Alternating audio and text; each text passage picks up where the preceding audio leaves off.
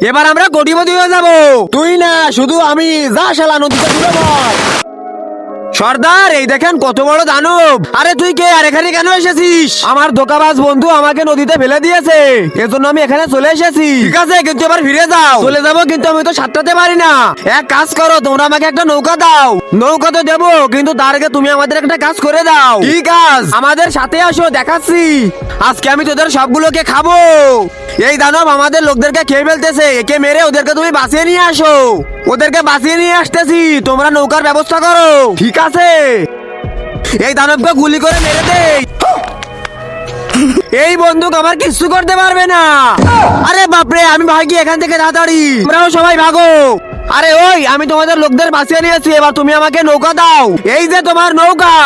কিন্তু তার আগে তুমি যদি আল্লাহকে ভালোবাসো তাহলে এই ভিডিওতে একটা লাইক আর চ্যানেলটি সাবস্ক্রাইব করে যাও। আর যদি শয়তানকে ভালোবাসো তাহলে লাইক সাবস্ক্রাইব করার দরকার নেই। দেখি তো এটা আবার কেমন নৌকা।